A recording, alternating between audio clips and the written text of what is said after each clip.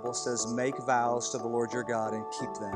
And I know this is your heart, and I know this is your commitment. And so Josh and Lindsay have written vows themselves that they're going to say to one another. So if at this time we could have this. Lindsay, when we started dating, it didn't take me long to fall madly in love with you and realize that you are the perfect woman God has planned for me. God has surpassed my every expectation of what I thought I wanted in a wife when He brought you into my life. And despite all the blessings God has given me over the years, I can honestly say that today is the happiest day of my life because I get to marry you, my best friend. You have shown me perfect loyalty that makes trusting you easy and always allows me to be myself. You have demonstrated a servant's heart to me throughout our relationship and always have a willing attitude of compassion and service that helps me to stop and think of others and their needs before my own. Your heart and your love for God has poured into every aspect of your life and has encouraged me to continue to grow closer to God so that I can be the man and the husband that God has called me. You have a spirit of joy and a witty demeanor that has given me more laughs and memories than I knew I was in for. You have an amazing heart for God and a family that has made me all the more excited to start our own family and given me perfect confidence knowing that you will be a patient and loving wife and even a mother someday. Your love for me is real, respectful, challenging, supportive, comforting, and fun. And finally, I promise, Lindsay, that I will be a never-ending source of love for you and that I will treat you like the perfect and beautiful woman of God that you are for the rest of my life. I love you.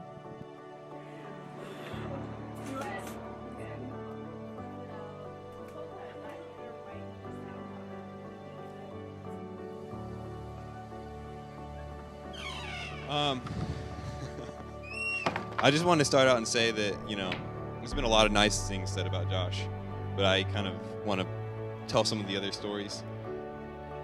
We were for sure partners in crime, but we were also victims of crime. From a very young age, our two older sisters would force us to join their tea parties. I'm pretty sure they dressed us up, rolled us around in strollers. So we bonded at that time. We knew it was going to take both of us to get through our childhood. I want to share a verse with you guys, Proverbs 17:17. One of the definitions of this verse is a brother is born for adversity, and the other one is a brother is born for a time of need. And Josh and I definitely heard the first version first because when we were too young to understand that it was for a time of need, we decided to add the adversity to each other's lives.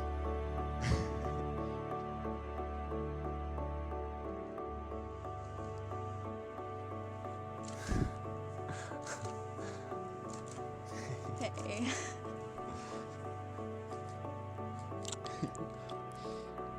So good.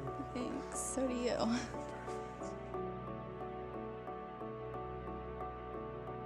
To the love of my life. Linz, I can hardly believe that in just a few hours we will be married. God has blessed me with the most beautiful woman. You have a heart of gold, and your love for me is perfect in every way. I pray that you and I will rest in the peace and joy that God has given us so that we can enjoy every moment with one another today. I am beyond ready to spend forever with you. I love you with everything I have. Love, Josh. Hey, handsome. Today is the day you become my husband. It is hard to put into words how much my heart is bursting with excitement, joy, and thankfulness to be your wifey forever. Although this day is one I have dreamed of since I was a little girl, you are by far more than I could ever ask for and dreamed of. Thank you for being the amazing man you are and loving me so incredibly. God made all my dreams come true when He gave me you. I love you so much and I can't wait to begin a lifetime of adventures with you. See you in a few minutes. Love, Lou.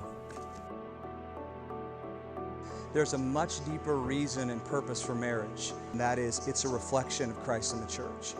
It's a reflection of this selfless love. And so the two of you, as you fulfill your God-given roles, you reflect God's glory.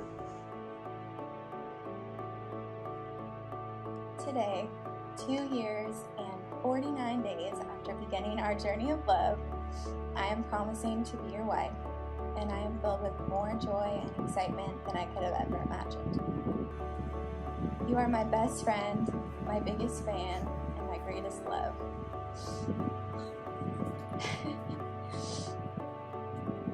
From the beginning, you have patiently pursued my heart and showed me an overwhelming love that I have never experienced before. You make me belly laugh, and you laugh more than anyone else I know at my own silly antics and jokes. Not only do you make me laugh, but you also know how to lovingly let me cry. You make me feel safe, strong, hilarious, desired, and adored. The amazing man that you are and the way you love me will forever change my heart and my life. Today, I choose to spend the rest of my life with you. I promise to love you for the man God has created you to be and for who you are yet to grow to become. Our marriage and the family we will one day have, my most significant undertaking, and hopefully the greatest achievement of my entire life. I promise to love you loyally and fiercely as long as I shall live. Well, as a picture of the two of you becoming one, you're now going to share your first communion as husband and wife, and then braid those cords over there, which is a really cool picture of not just two becoming one, but three. It's based on Ecclesiastes 4:9 through 12, where King Solomon says that a cord of 3 strands is not easily broken.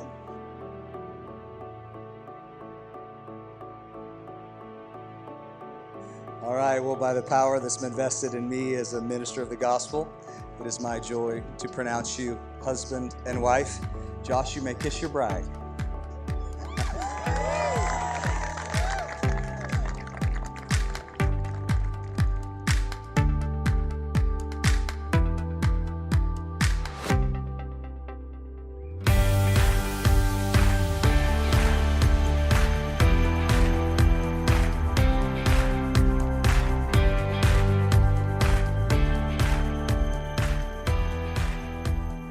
I just want to say again, officially welcome you all, and I know that everybody's traveled a bit to be here.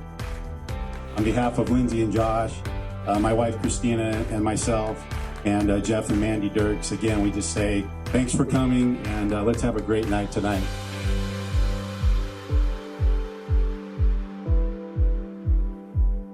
When I think of my childhood, I think of Lindsay and I conquering the world in dress-up clothes.